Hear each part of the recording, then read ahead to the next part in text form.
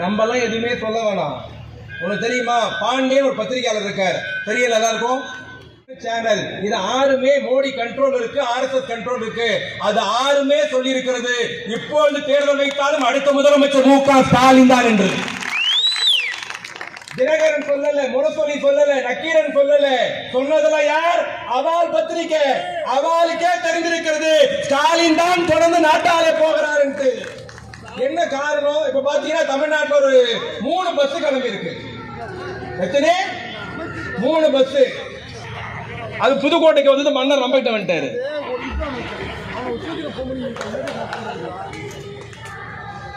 இன்னொரு பஸ் சனிக்கிழமை கிளம்பிச்சு.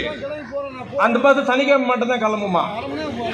இப்ப மக்கள் கேட்கறாங்க, சுந்தரா டிராவல்ஸ் பஸ் ஜெயிக்குமா, சனிக்கிழமை பஸ் ஜெயிக்குமா? முட்டாள், பிங்க் பஸ் தான் தமிழ்நாட்டில் ஜெயிக்கும் என்பதை தமிழ்நாட்டு மக்கள் முடிவு செய்திருக்கிறார்கள். மக்கள் வாடகை கொடுப்பேன். நான் என்னென்னவோ பேசுறேன்னு மைண்ட் செட்டை கூட வந்த உடனே சில கட்டுப்பாடுலாம் விதிச்சு மேல இருந்தா சொல்லி இதெல்லாம் தொடாதீங்க பேசாதீங்கன்ட்டாங்க. எனக்கு என்ன கொடுமை தெரியுமா? திமுக வயசு 75.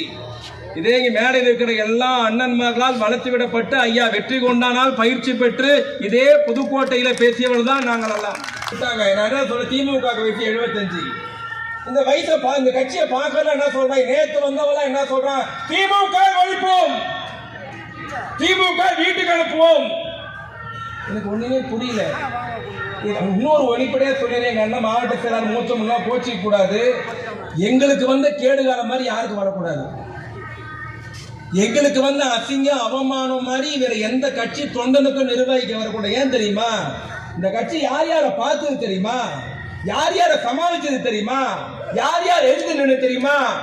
தமிழர்களை பார்த்து நான் சொன்னாரு, நேருக்கு கருப்பு கொடி காட்டின இயக்கம், ஆனாரப்பட்ட இந்திரா காந்தியை சென்னையில மன்னிப்பு கேட்க வைத்த இயக்கம், உடம்பெல்லாம் மூளை, மூளையெல்லாம் சிந்தனை, சிந்தனையெல்லாம் மந்திரிடு சொல்லப்பட்ட ஆனாரப்பட்ட ராஜாஜியை அடக்கிய இயக்கம், பெருந்தலைவர் காமராஜரை எதிர்த்த இயக்கம், அவரை காப்பாற்றிய இயக்கம், பக்தோச்சலத்தை தோற்கடித்த இயக்கம், எம்ஜிஆரை மண்ணக்கவ வைத்த இயக்கம், ஜெயலலிதாவை ஜெயிலுக்கு அனுப்பிய இயக்கம், கல்யாண சுந்தரத்தை பார்த்தோம், ராமூர்த்தியை பார்த்தோம், வாழப்பாடியை பார்த்தோம், இவ்வளவு பேரை பார்த்து அரசியல் பண்ணோம். இப்ப யார் கூட அரசியல் பண்றது தெரியுமா? அணில் குஞ்சி, ஆட்டுக்குட்டி, ஆமை, கர்ப்பம்பூச்சி. நாங்க அரசியல் மேடையில பண்றதா ஜூல பண்றதானே தெரியல. இவனுங்கெல்லாம் தலை நீ கலக்கினே, இவங்கெல்லாம் சேர்ந்து சொல்றான் நாங்க திமுக வீட்டுக்கு அனுப்ப எழுதி வச்சுக்கோ.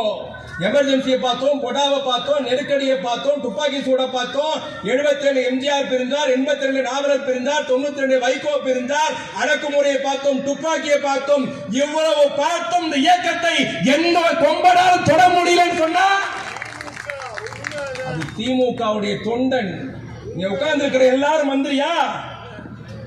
உட்கார்ந்து இருக்கிற MP MLA ஆயிட முடியுமா? எல்லாரும் கோட்டைக்கு போட முடியுமா? நீ எனக்கு கோரஸ் பண்ண வச்சுக்க, நீ போட்டு நான் ஒன்னும் போடல, அவ்வளவுதான் வித்தியாசம்.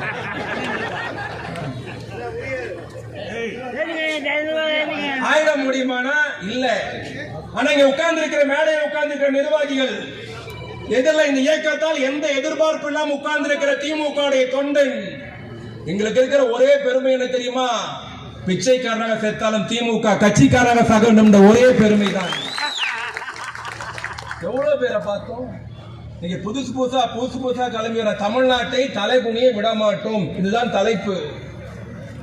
திமுக நிர்வாகிகள் தெரியும், திமுக தொண்டர்களுக்கு தெரியும். அது என்ன தமிழ்நாட்டை தலைகுனிய விட மாட்டோம் சொல்றது? அது எடப்பாடி மாதிரி மைக் குனிஞ்சு ஆடிக்கிட்டே இருக்கு. அது என்னங்க தலைப்பு? தமிழ்நாட்டை தலைகுனிய விட மாட்டோம். எப்ப குனிஞ்சுது? யார் குனிய வைக்கிறா? யார் நிமிர வைக்கிறா? எதுக்கு தமிழ்நாட்டில் திமுக எப்பொழுதும் இல்லாத அளவுக்கு ஓரணியில் தமிழ்நாடுன்னு ஒரு கொள்கையை கொண்டு வந்தது?